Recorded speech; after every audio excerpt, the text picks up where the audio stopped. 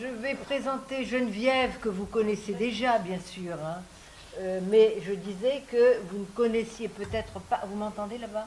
Oui. Que vous ne connaissiez peut-être pas son parcours. Alors, très rapidement, ce que je voudrais vous dire, c'est que Geneviève et moi, on se connaît depuis 1986 et on a fait connaissance au séminaire psychanalytique de Paris, c'est-à-dire, vous savez,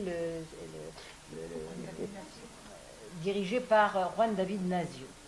Depuis, eh bien, écoutez, on ne s'est jamais perdu de vue, et c'est ça qui est important, parce que notre amitié, si elle n'a jamais failli, c'est que ce qui caractérise pour moi Geneviève, c'est son, je dirais ça comme ça, son amicalité.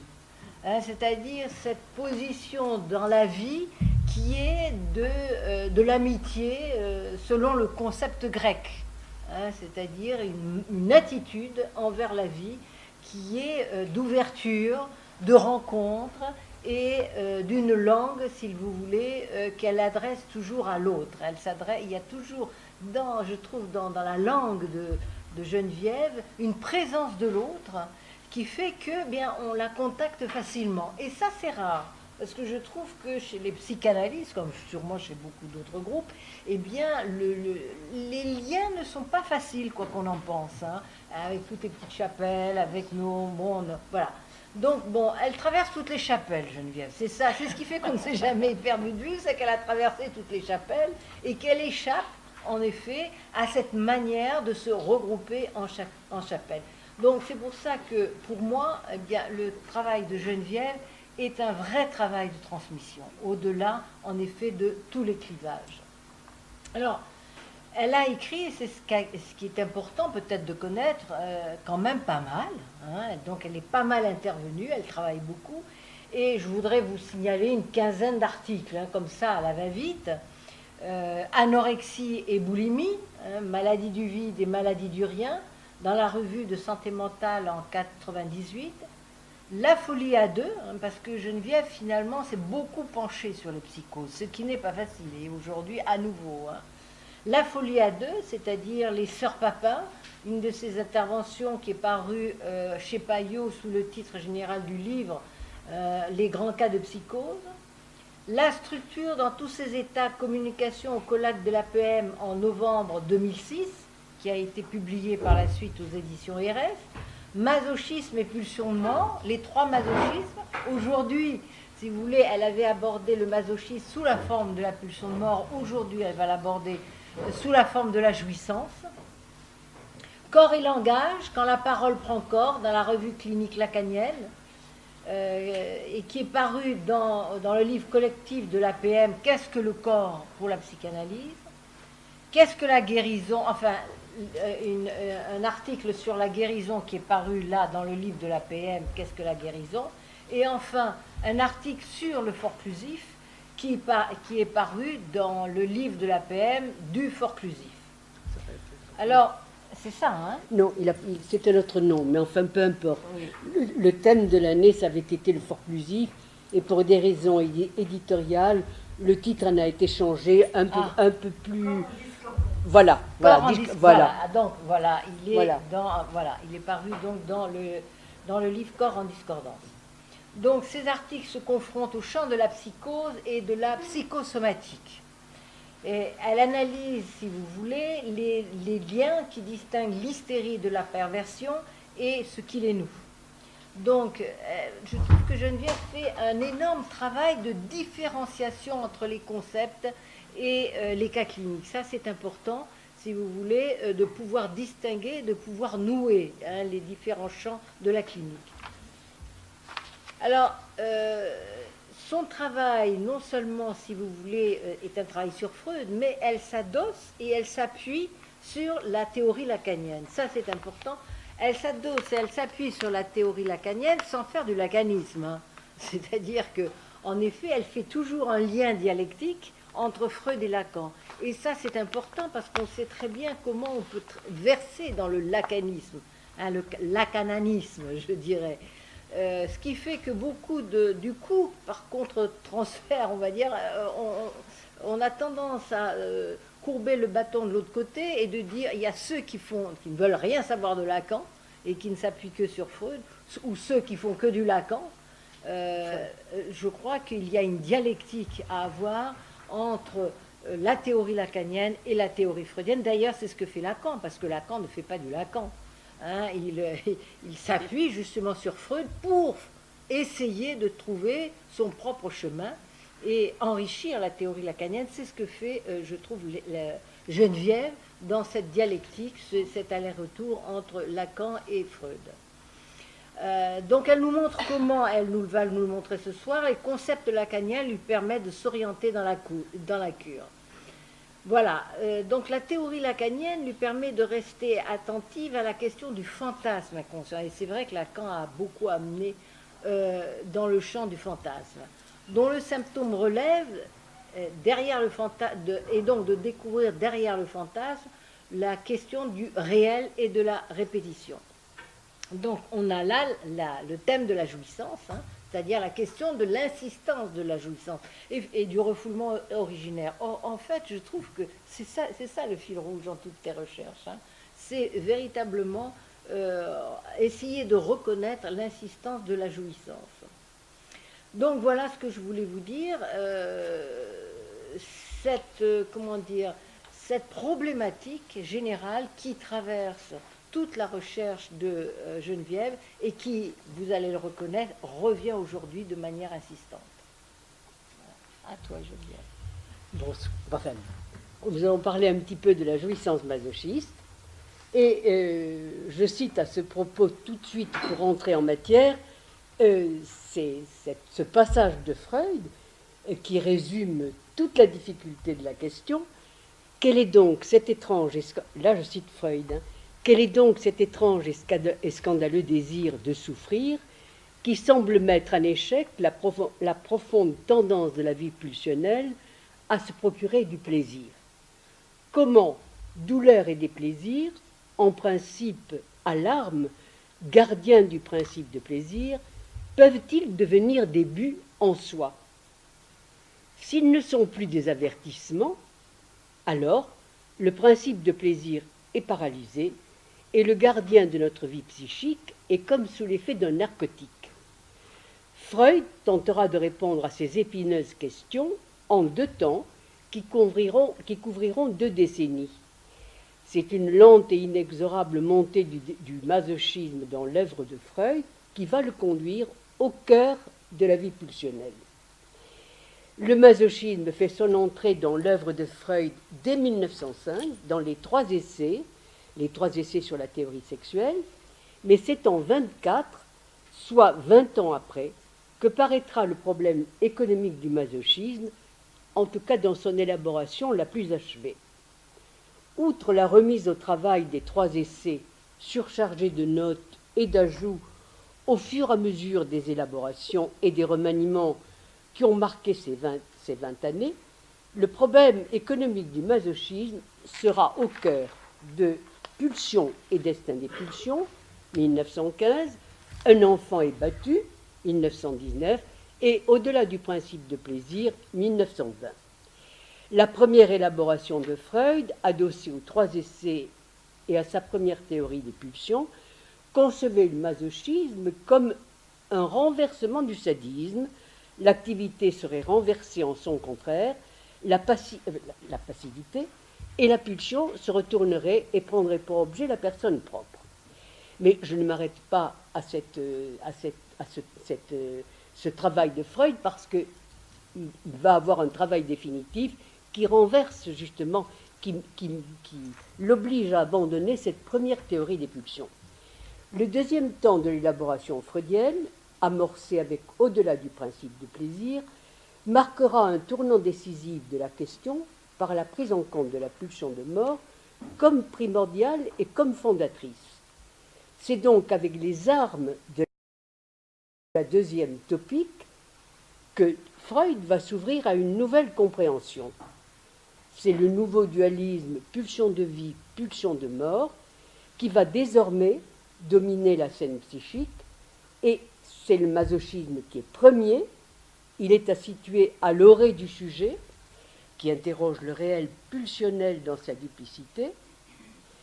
Prendre acte de la pulsion de mort, c'est mettre en place un nouveau dualisme pulsionnel opposant et articulant en même temps pulsion de vie et pulsion de mort, affrontement en même temps que nouage fondamental et ressort de la dynamique subjective. Ce nouveau dualisme deviendra le socle conceptuel de son œuvre, ce que note avec beaucoup de justesse Jean-Bertrand Pontalis lorsqu'il écrit « La thématique de la mort est aussi constitutive de la psychanalyse freudienne que la sexualité.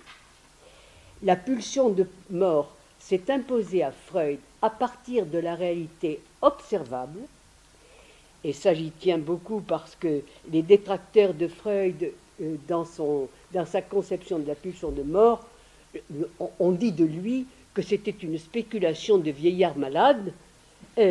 Or, la pulsion de mort s'est imposée à Freud à partir de la réalité observable, de la place de la répétition dans la vie psychique et dans la grande histoire.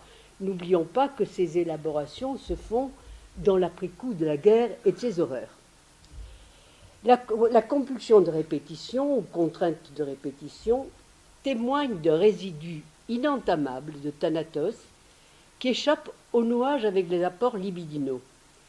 Alors que la dynamique subjective résulte du nouage de la liaison d'Eros et de Thanatos, le masochisme serait la trace d'un reliquat interne, partie résiduelle, stase de la pulsion de mort dans le moi, qui travaillerait en sourdine à la destruction de sa propre demeure.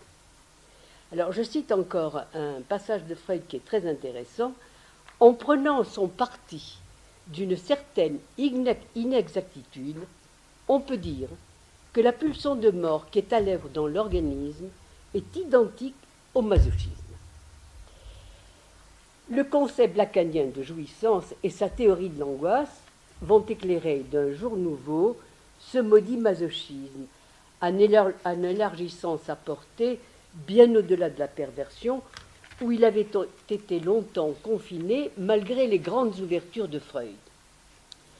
Lacan réaffirme le masochisme primaire comme constitutif du sujet. Il y a en effet, pour lui, un masochisme primordial qui est à comprendre comme l'effet de l'aliénation radicale du sujet au langage et à sa prématurité qui le pousse à se faire l'objet de l'autre, garant de sa survie à l'orée de sa vie.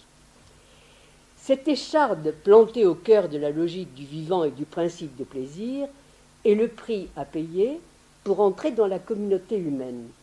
Le masochisme, en effet, ne concerne que l'être parlant, car il est la conséquence de la jeunesse de la parole et de ce qu'elle suppose de mortification, qui a pour nom refoulement originaire. Perte originaire, impossible à récupérer et impossible à oublier, noyau de jouissance opaque, indéchiffrable, dont l'ombilique du rêve serait peut-être le paradigme. Cette avancée lacanienne a le mérite de rendre lisible la distinction entre les deux composantes de la pulsion de mort, d'une part, celle qui se met en acte comme jouissance tournée vers la chose et à ce titre mortifère, rejoignant le principe de nirvana, c'est-à-dire le retour à l'inanimé et à l'inorganique, retour à la mort originelle, la pulsion retournant vers son origine dans un processus régressif.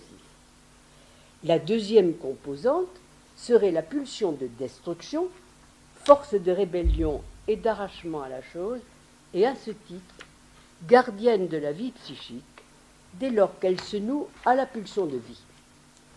C'est donc l'intrusion de la libido dans la pulsion de mort qui ouvre la voie à la jouissance phallique et à une jouissance de la tension. Tension T-E-N-S-I-O-N, bien sûr. C'est donc adossé au socle de ce masochisme primaire, enrichi du concept lacanien de jouissance, que s'étayeront et se déclineront les trois états du masochisme, que j'énumère: le masochisme érogène ou jouissance de la douleur, qui représente un mode d'excitation sexuelle dont la caractéristique est d'être un excitant sexuel extrêmement violent. Deuxièmement, le masochisme féminin, ou le consentement passionné au féminin qui se réfère à une position psychique et non au réel anatomique, homme ou femme, du sujet sexué. Alors évidemment, le masochisme féminin va nous rappeler et convoquer la bisexualité du sujet. Et on peut voir dans Freud un précurseur peut-être de la théorie du genre, selon laquelle le féminin se distingue de l'être femme, entre guillemets. Le masochisme moral, troisièmement, où la souffrance et la jouissance obtenues des coups du sort, où on peut entendre derrière ces coups les coups du père ou de la puissance obscure du destin qui mettent en jeu le surmoi cruel et jouissif, le sentiment inconscient de culpabilité, la compulsion de répétition et interroge évidemment la réaction thérapeutique négative. Ces trois formes observables peuvent ou non coexister chez un même sujet. Elles ont en commun une même unité structurale. Derrière la scène observable, il y a l'écriture du fantasme et derrière le fantasme, le jeu pulsionnel. Alors, le masochisme érogène ou la jouissance de la douleur comme puissant excitant sexuel. On pourrait introduire le masochisme en disant au début était le corps, et avec lui le masochisme originaire, dont le masochisme visible, observable cliniquement, ne serait que la post-histoire. Toute la dialectique des trois masochismes ne prend sens que de ce que, à l'origine, est le masochisme. Et si l'on ajoute à ce masochisme primaire le qualificatif d'érogène, on introduit alors l'émergence du sexuel dans le corps. Deux concepts doivent être introduits pour prendre la mesure de la question. Premièrement, la coexcitation et deuxièmement, la présence de l'autre. Alors, la définition de la coexcitation est contenue dans cette longue citation freudienne. Je cite, « Il ne se passe rien d'important dans l'organisme qui ne fournisse sa composante à l'excitation sexuelle. La douleur et le déplaisir, en tant qu'excitation, auraient dès lors le même rôle. Et plus loin, l'excitation sexuelle se produit comme un effet marginal dans toute une série de processus internes dès lors que l'intensité de ces processus a dépassé certaines limites quantitatives. Alors, si tout ébranlement physiologique est immédiatement excitant sexuellement, il est difficile de distinguer le fonctionnel du pulsionnel. C'est la présence de l'autre qui nous permet d'opérer la distinction et de changer de régime de jouissance. La position du petit homme, à l'orée de sa vie, est celle d'une profonde détresse, du sans-recours, d'un corps plongé dans la tourmente d'une jouissance close, subissant des excitations qui l'assaillent de toutes parts et exposé au tumulte de ses sensations internes.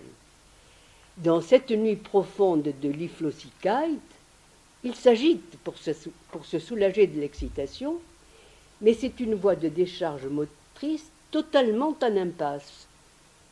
Toute décharge de ce genre, qui n'est en rien la marque d'un sujet, persiste et rétablit aussitôt l'attention. Pour que cette excitation trouve réellement une issue, il faut une intervention extérieure qui opère sur le circuit de l'excitation, une coupure ouvrant à un autre régime de la jouissance. La suppression de l'excitation n'est possible que par ce que Freud a appelé l'action spécifique d'une aide étrangère, celle de ce premier ordre, le Nebenmensch, ce premier ordre de l'enfant qui se tient à ses côtés pour l'ouvrir à la vie et l'ouvrir au monde. De cette rencontre originaire de l'enfance avec son premier ordre, c'est la libido, avec l'érotisation qui vient au corps, qui dès lors devient corps pulsionnel, et l'émergence d'un sujet qui advient au prix de cette intrusion. Donc, un sujet exposé à la jouissance de l'autre. Cette violence à l'enfance est une injection de signifiant. Lacan a cette très belle phrase, il parle d'un écho, d'un dire dans le corps. Cette violence faite à l'enfance est d'abord une injection de signifiant, tout autant que l'élection de certaines zones du corps, première découpe objectale. La mère va privilégier dans les soins dispensés à son enfant, la mère ou la personne qui est dédiée aux soins, la mère va privilégier dans les soins dispensés à son enfant les lieux du corps qui comptent dans son propre vécu. Ainsi naissent et s'inscrivent les zones vérogènes, aires de contact entre le dedans et le dehors, sur lesquelles se fixe la jouissance. Et nous comprenons ainsi que n'importe quel organe puisse devenir érogène, ce que Freud avait appris évidemment de ses hystériques. Cette soumission du sujet à une jouissance venue de l'autre éclaire cette position originelle du masochisme dans la sexualité. Une fois le frayage produit, on ne saurait prévoir jusqu'où ça peut aller. Jeu du corps qui tourne mal, ou le corps, de flirter avec le principe de plaisir dont nous savons la duplicité, se trouve à un moment donné joui. Je pense à l'anorexique, qui commence souvent par des petits régimes pour ressembler aux femmes lianes qui peuplent le papier glacé des revues de mode. Une fois qu'elle y est entrée, on ne sait pas jusqu'où ça l'amène, et nous savons que pour certaines, ça peut aller jusqu'aux portes de la mort. Ça commence par la chatouille, et ça finit par la flambée à l'essence, écrit de façon imagée Lacan. Je pense également aux nombreux cas apportés en supervision par des psychologues et des psychanalystes travaillant en milieu hospitalier, cas de patients ayant subi soit une agression sans beaucoup de gravité apparente, soit un accident bénin, corporel bénin, et dont le corps va flamber de différentes façons, des cicatrisations impossibles à des cancers foudroyants. Tout cela se produit à l'insu du sujet, tant ce masochisme érogène nous habite et nous constitue. Mais le masochisme érogène comporte aussi la catégorie de ceux qui, consciemment, se mettent en quête de partenaires prêts à leur infliger par et sur le corps douleur physique et humiliation, condition pour eux de l'excitation sexuelle. Nous sommes là dans le registre de la perversion, avec ce qui en fait l'essence contractuelle. Comme si, justement, les clauses du contrat étaient là nécessaires pour borner une jouissance envahissante qui pourrait dériver et devenir mortelle. Il s'agit, dans le contrat, de fixer des limites à la jouissance tout en jouant avec. Et c'est parce que ces limites sont fixées qu'on peut en jouer sans trop de risques. Lire à titre de prémisse les confessions de Jean-Jacques Rousseau, auxquelles l'amour pour la dame vient par le fouet. Il y décrit l'angoisse initiale, mêlée à la peur des coups, qui s'érotise sous le fouet, au point que l'angoisse semble disparaître dans la jouissance finale.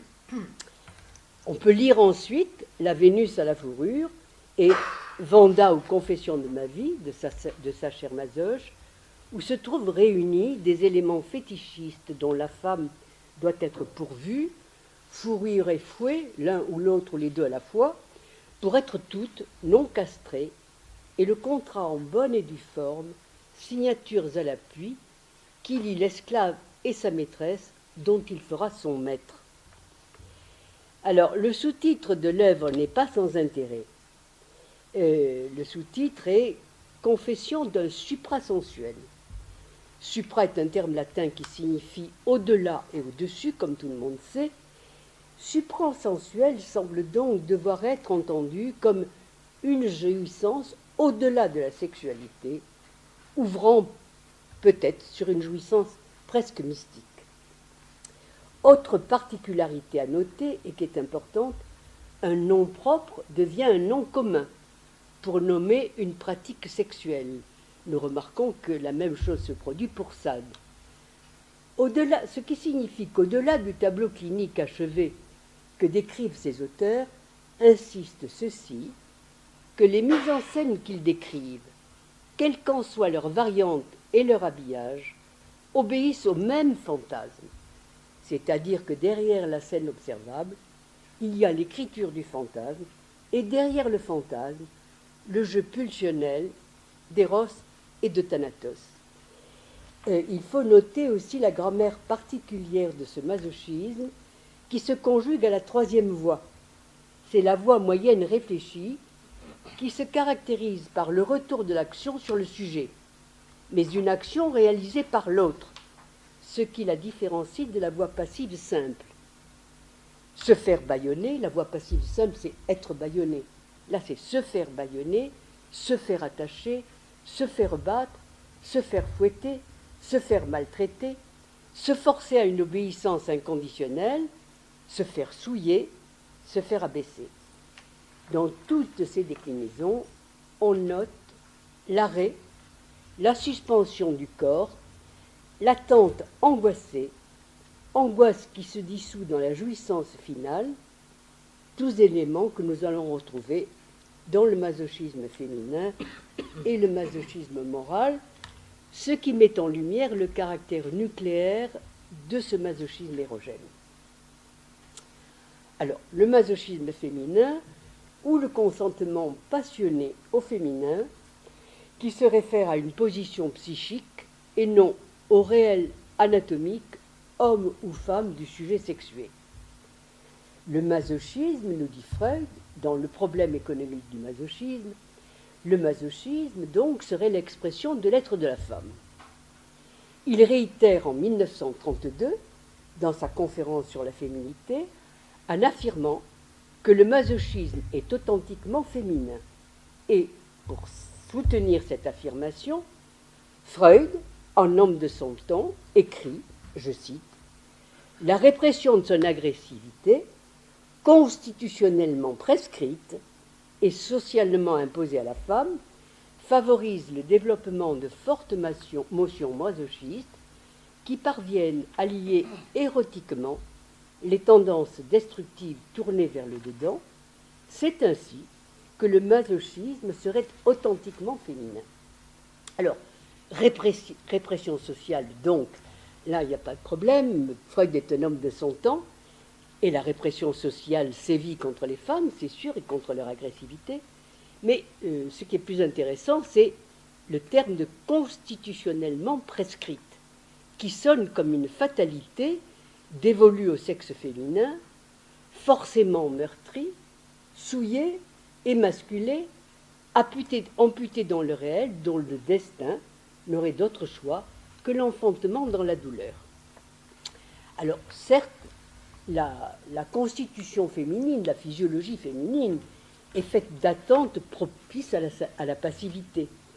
Attente des menstruations, attente de la maternité, plus tard de la lactation, durée inéluctable de la gestation, puis temps de l'accouchement, le travail de l'expulsion pendant lequel la femme est agie, jouit par un processus qui la dépasse, et d'ailleurs, certaines femmes avouent en séance avoir connu dans ce moment et ce temps de grande tension douloureuse une jouissance orgastique d'une violence jamais atteinte auparavant. Freud conclut sa conférence sur la féminité sur une interrogation.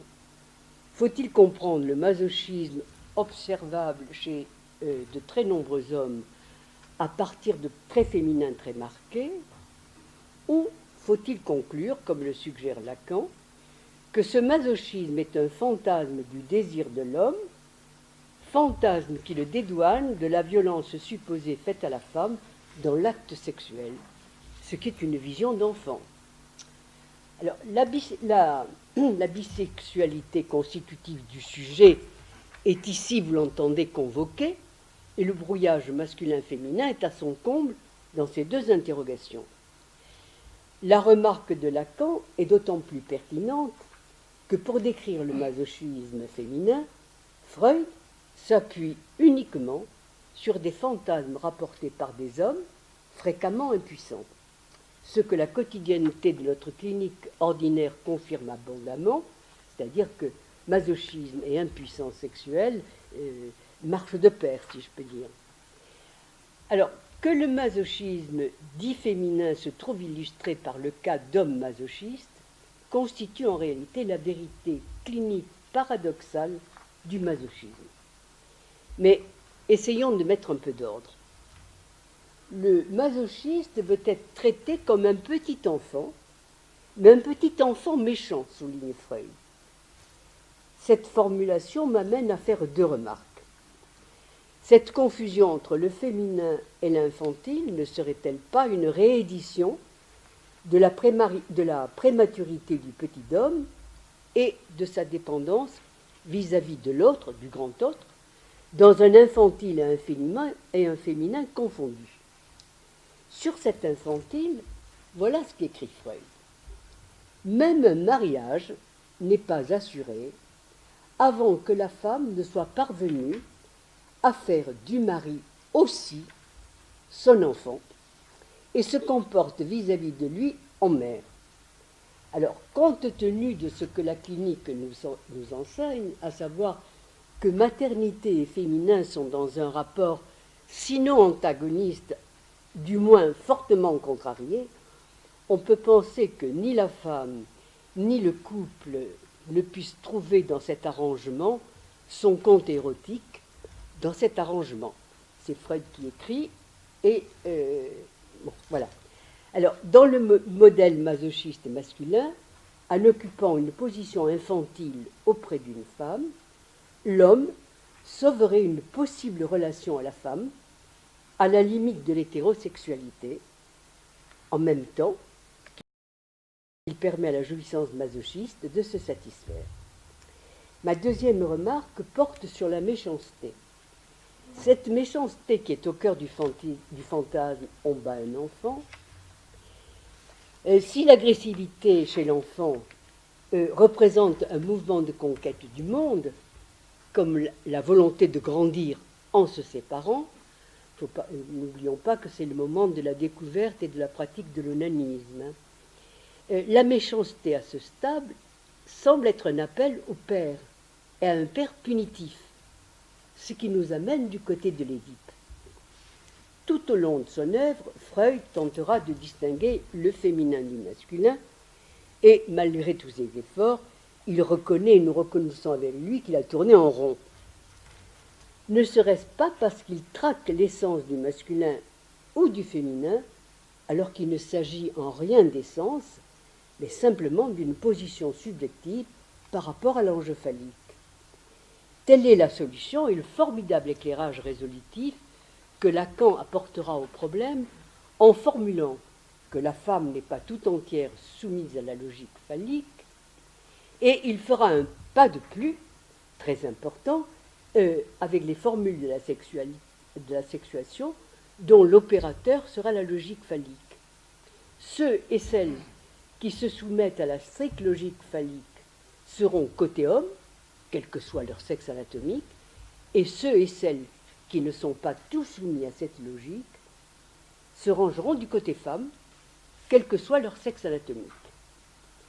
Alors, essentiellement infantile, ce masochisme féminin et ces chassés-croisés masculin-féminin nous conduit à la question centrale de l'Édipe et de sa résolution. L'hypothèse d'un Oedipe inversé, à l'origine de l'entrée de l'homme dans le masochisme féminin, est tout à fait séduisante et en tout cas tout à fait pertinente.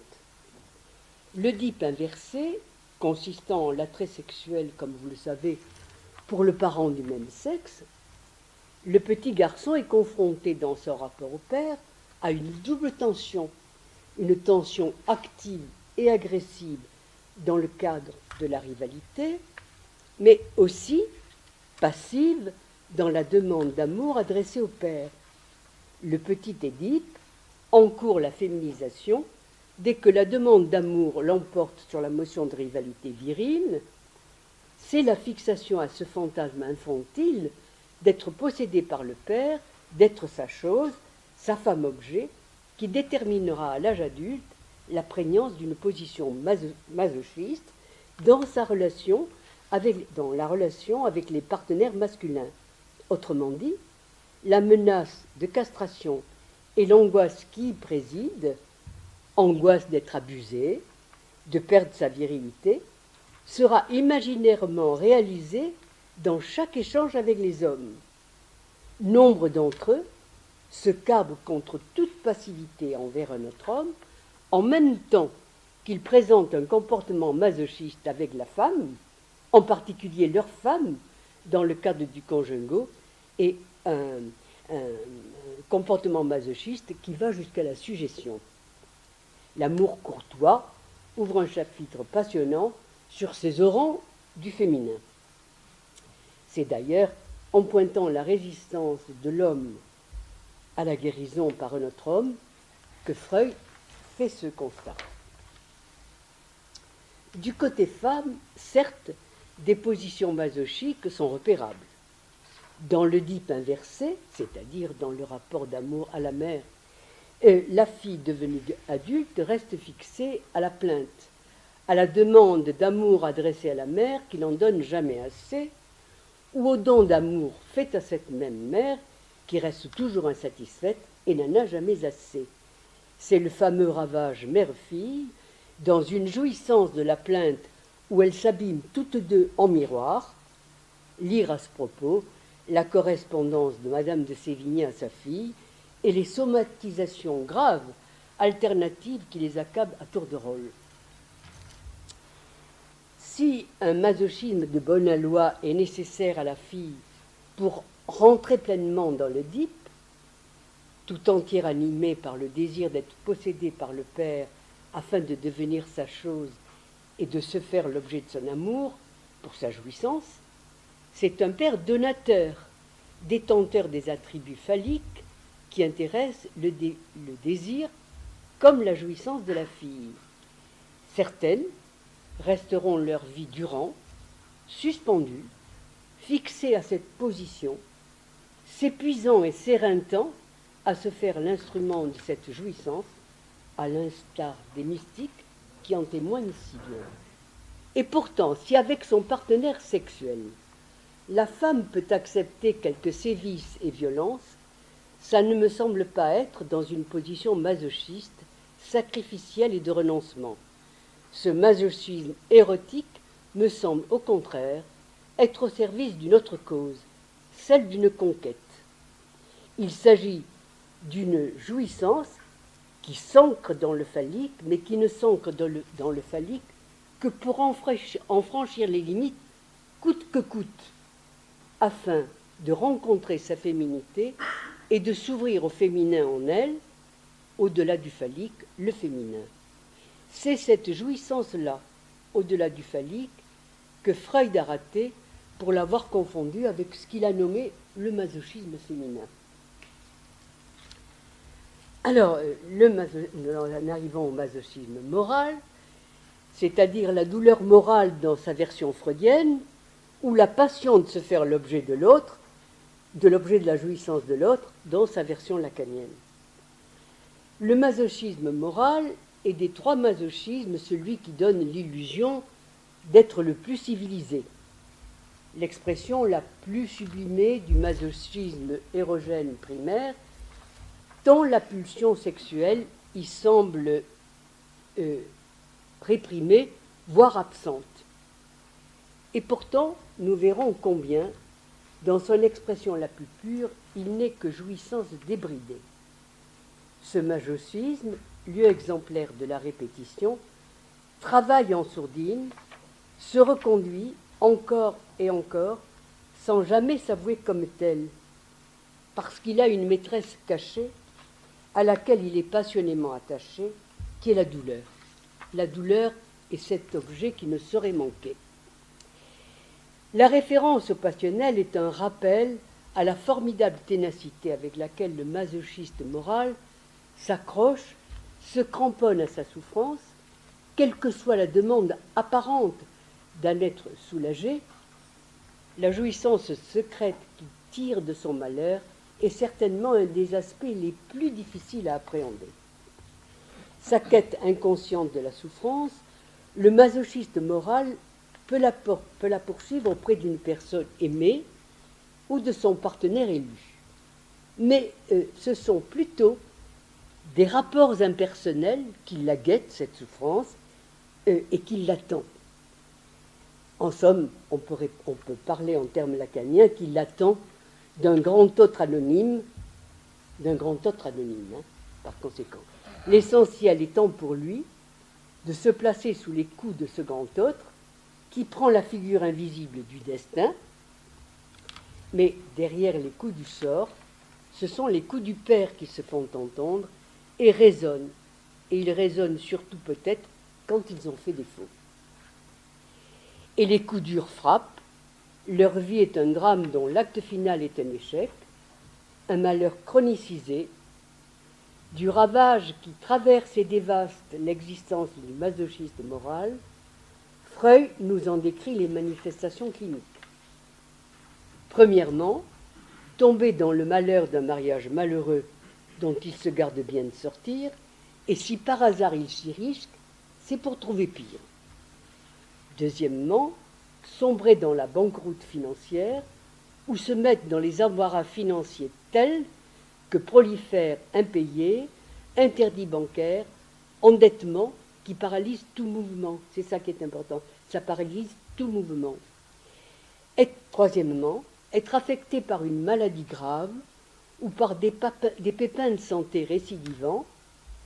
En somme, faire de son corps le souffre-douleur de l'autre et continuer ainsi à jouir, à le faire jouir.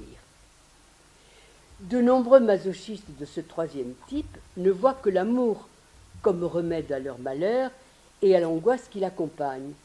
Un amour qui pourrait tenir en respect cette pulsion de mort qui est là à l'œuvre, quête immodérée d'amour, donc, qui prend la forme d'une revendication torturante, qu'élurante pour ceux auxquels elle s'adresse, ce qui les rend insupportables. Et on retrouve ici le petit enfant déjà entrevu dans le masochisme féminin. Condamné à perpétuité par ce qui apparaît comme un tribunal de la vie, le masochiste, plein de bonne volonté et qui croit aspirer au bonheur comme tout un chacun, ressent la brûlure vive de la douleur dont il se plaint amèrement, et c'est précisément au cœur de cette plainte que se déploie la jouissance, auto-reproche persécutant, ruminé en boucle, pensée obsédante, véritable conviction masochiste dont le sujet se fustige. Il se fustige tel le franciscain tentant d'expier par la flagellation ses pensées coupables, mais continuant ainsi à jouir de ses désirs tabours, enfant battu, jusqu'à la maltraitance. Qu'est-ce que l'essence du fantasme masochiste ? S'interroge Lacan dans Le désir et son interprétation à propos de l'enfant battu. Alors, je cite Lacan, c'est une citation assez longue, un peu compliquée, avec des phrases un peu longues, mais voilà. C'est la représentation par le sujet d'une série d'expériences imaginées qui suivent une pente dont le versant, le rivage, la limite, tient essentiellement en ceci qu'il est purement et simplement traité comme une chose, comme quelque chose qui, à la limite, se marchande, se vend, se maltraite, est annulé dans toute espèce de possibilité votive de se saisir comme autonome. Il est traité comme un chien, et non pas n'importe quel chien, un chien qu'on maltraite, et précisément comme un chien déjà maltraité. Alors comment expliquer cette marche forcée qui pousse le masochiste à sa perte dans une fuite en avant vertigineuse. Carte forcée, écrit Lacan. Mais forcée par qui et pourquoi? Ces questions nous mènent du côté d'une culpabilité inconsciente, activée par un surmoi cruel et intraitable. Mais pourquoi ce ravage, alors que nous savons et nous admettons qu'un fantasme de culpabilité est au cœur de tout sujet? Au cœur de tout sujet, à cause du corps érogène, réservoir pulsionnel qui pousse de poussée constante, à cause d'une sexualité coupable née sous l'égide de l'onanisme, à cause de cette culpabilité originaire qui surgit dès que je tente de me démarquer du désir de l'autre pour exister comme sujet. Quel deus ex machina machine donc cette culpabilité ordinaire en culpabilité morbide qui ne se sait pas et qui ne se trahit, mais pour mieux se masquer, que dans la punition et les échecs. Force est d'y reconnaître le travail d'un surmoi archaïque, le saboteur interne, comme le nomme Lacan, celui qui commande de jouir afin de libérer un pulsionnel qui va droit vers la jouissance incestueuse. C'est lui qui est aux commandes, et non le surmoi secondaire, éthique et pacificateur, gain de la traversée de l'Édipe et de sa résolution. Nous avons noté, à propos du masochisme féminin, les démêlés des masochistes avec la castration symbolique. La non-résolution de l'Édipe enraye son déclin et laisse donc le champ libre à la castration imaginaire. Le désir est maintenu dans l'ombre édipienne, préservant ainsi préservant ainsi une part de jouissance incestueuse qui ne se sait pas. Le sujet se fige et se fixe dans une culpabilité dont une grande partie reste inconsciente, voire déniée. Sous le coup d'une angoisse oppressante, il se précipite vers l'acte punitif, sorte de passage à l'acte qui court-circuite le temps de la subjectivation de la culpabilité. Culpabilité qui restait inconsciente sera d'autant plus active et virulente. C'est cette culpabilité inconsciente qui contraint le moi masochiste à se soumettre, un moi qui se repaît de sa propre destruction et active en retour la férocité du bourreau, encore et encore. Le moi masochiste jouit d'une douleur que son besoin de punition réclame. Freud nous en indique le ressort caché. Par le masochisme moral, c'est la morale qui est resexualisée, le complexe d'Oedipe qui est ressuscité, réactivé, une voie régressive et frayée de la morale au complexe d'Oedipe. Ce masochisme moral, nous venons de le décrire à l'œuvre sur la scène intrasubjective, mais il joue également sur la scène du monde où le même fantasme le porte. Ce même fantasme vient animer la scène analytique jusqu'au moment où il se défait et où surgit le réel, un réel qui se joue en direct au travers de la réaction thérapeutique négative, expression clinique majeure du masochisme moral. Le fantasme est alors désinvesti au profit de la perception envahissante du cortège de maladies, de ruptures de vie, de catastrophes qui obstruent le champ. Juan David Nazio voit dans la réaction thérapeutique négative une des figures des formations de l'objet. Une des figures des formations de l'objet-là, c'est-à-dire de cette jouissance compacte, cette forme particulière qu'emprunte le jouir. La réaction thérapeutique négative est une entité, en effet, qui se situe à elle-même, qui se suffit à elle-même, La chaîne signifiante se défait, il n'y a plus de signifiant qui renvoie à un autre signifiant, l'inconscient se tait, il ne répond plus, le désir du psychanalyste est là mis à rude épreuve, à l'épreuve de la pulsion de mort, car la réaction thérapeutique négative semble bien être l'expression du terrifiant pouvoir de déliaison de la pulsion de mort.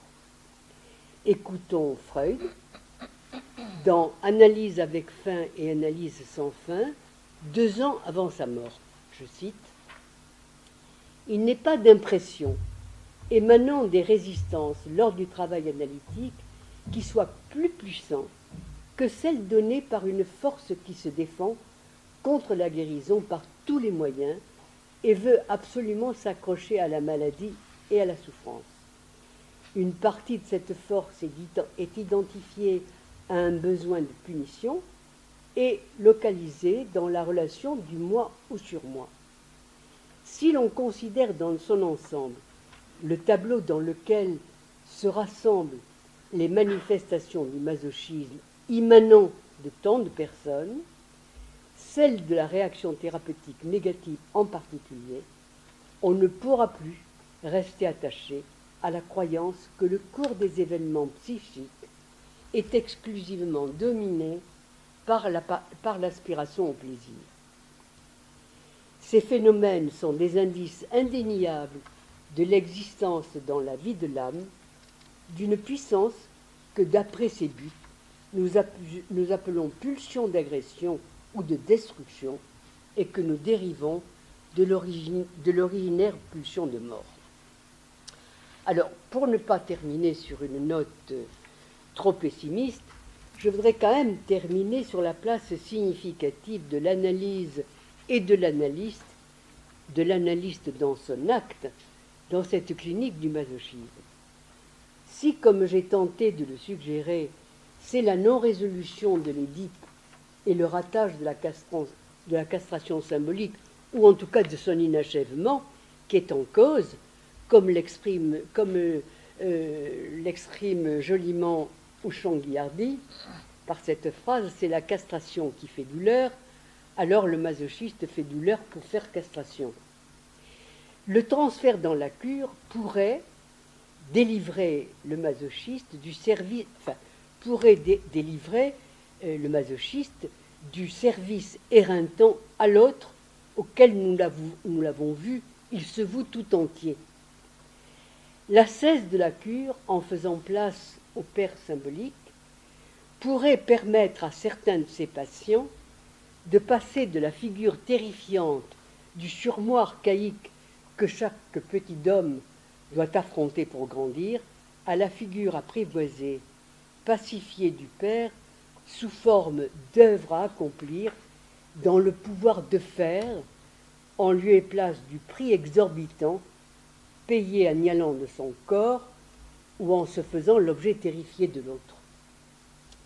Alors, je termine par deux réflexions, si vous voulez. Notre actualité sociétale du pouce à la jouissance, qui fait miroiter un Éden pulsionnel possible, me semble intensifier les rapports de force entre Eros et Thanatos. Elle induit un masochisme hard, de victimisation généralisée, et un exhibitionnisme du malheur qui sont audibles sur la scène analytique, dans le même temps que la barbarie et la mort éclatent sur la scène du monde.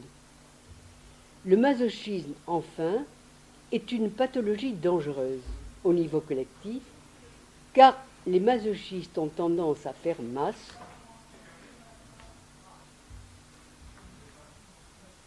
candidats idéaux à la servitude volontaire, ils forment les bataillons en tout genre au service de leaders.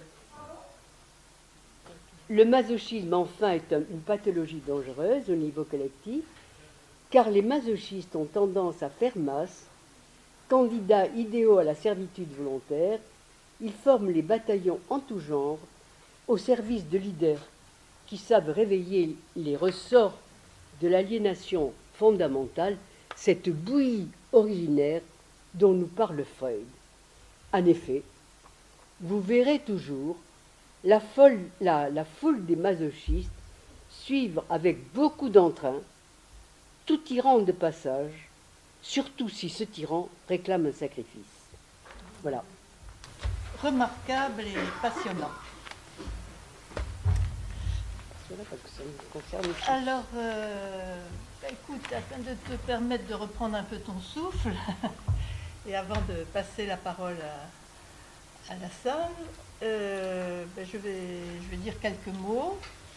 Loin, malheureusement, de reprendre toutes les questions que tu as soulevées au cours de ton texte.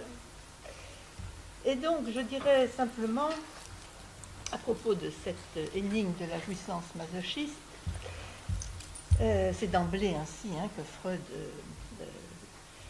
en parle. Donc, tu nous as d'abord entraînés sur les pas de Freud en reprenant les distinctions opérées par celui-ci dans le texte de 1924, Le problème économique du masochisme. Distinction donc entre le masochisme érogène, le masochisme dit féminin et celui qu'il appelle masochisme moral. Tu nous as ainsi amenés à revisiter ces modalités du masochisme, mais aussi, en les actualisant, à les interroger, à partir notamment de ta pratique clinique, mais aussi de l'apport lacanien de la notion de jouissance que l'APM, cette année, a choisi pour thème. Il en ressort un point que tu as, je trouve, particulièrement bien mis en lumière. Il y a lieu de distinguer non seulement différentes formes de masochisme, comme Freud l'a fait, mais aussi, dans le masochisme, différents niveaux. En aucun cas, en effet, le masochisme ne saurait se réduire, et tu nous l'as bien fait entendre, à n'être qu'un symptôme. Ou alors, il s'agit d'un symptôme radical, consubstantiel à l'être humain, à la jouissance du corps qui lui est échu à la naissance, et inhérent à sa condition de parlant. Pour survivre, en effet, et comme tu nous l'as bien montré, nul n'échappe dans les premiers temps de la vie à cette position où il se trouve objet de l'autre, du premier autre, le Nebenmensch, complètement dépendant de son désir, de son bon ou mauvais vouloir,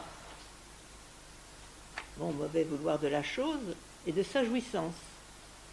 Cette dépendance du petit humain étant redoublée par sa dépendance à l'autre, le grand autre, en tant que lieu de la parole et du langage, dont, en tant que sujet, il n'est que l'effet.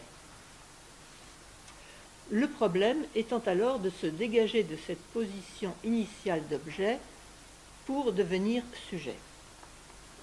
Or, il y a des fixations, et ces fixations méritent alors d'être appelées symptomatiques.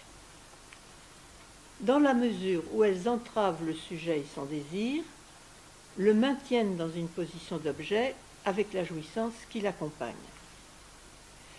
Jouissance passive dite féminine. C'est un point aussi que tu as particulièrement bien éclairé. Le masochisme met en jeu le féminin. C'est ce que Lacan appellera ensuite, par après, la jouissance féminine, tant celui des femmes que des hommes. Ce qui conduit Freud, afin d'expliciter cette notion de masochisme féminin, a donné, comme tu l'as souligné, essentiellement et paradoxalement des exemples concernant des hommes.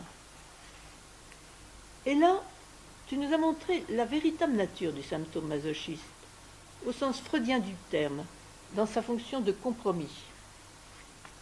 Puisque, derrière l'appel au fouet, à la maltraitance, au coup, voire au coup du destin, c'est un appel au père qui se révèle, au coup du père comme autant de marques d'amour, comme le révèle l'analyse du fantasme On bat un enfant, auquel tu as réservé une place particulière. Mais ce fantasme féminisant est aussi source de ce qu'on appelle l'angoisse de castration. D'où, pour échapper à cette féminisation angoissante, l'adresse du masochiste non pas à un homme, mais à une femme, telle Vanda dans la Vénus à la fourrure, une femme qu'il ne manque pas cependant d'armer d'un fouet, afin de la faire toute non castrée. Il régresse ainsi à une position infantile, de méchant garçon, mais sa masculinité est ainsi sauve et il échappe à la castration. Derrière le scénario masochiste, c'est bien cependant la question de la féminisation de l'homme dans son rapport au père, dans son amour pour le père qui est en jeu. Féminisation qui n'en reste pas moins inacceptable. D'où la solution masochiste, imaginaire, en lieu et place de la castration symbolique. Comme tu le suggères, la castration prête d'autant plus à la mise en scène qu'elle ne se joue pas, qu'elle se trouve en défaut sur le plan symbolique. Ce défaut est désigné comme féminin. Un féminin qui ne renvoie pas exclusivement aux femmes, mais auquel les hommes aussi ont affaire, et sans doute d'autant plus qu'il se trouve en partie récusé. Il apparaît ainsi d'une manière ou d'une autre, sur un mode imaginaire, symbolique ou réel, que le trumain, comme dit Lacan, n'y échappe pas à la castration. Et comme le montre le masochisme, lorsqu'il n'y en a pas eu assez d'un côté, il en rajoute en quelque sorte de l'autre. Ceci au nom d'une jouissance du corps que Lacan situe du côté féminin, en deçà ou au-delà du phallus, en l'appelant jouissance autre. Or, dans la société en pleine mutation qui est la nôtre, où la place du corps, de la jouissance du corps, a si longtemps été prise dans le discours moral, patriarcal et religieux, quelle peut être l'incidence sur le masochisme de ce qui, socialement, est là en train de changer, d'évoluer?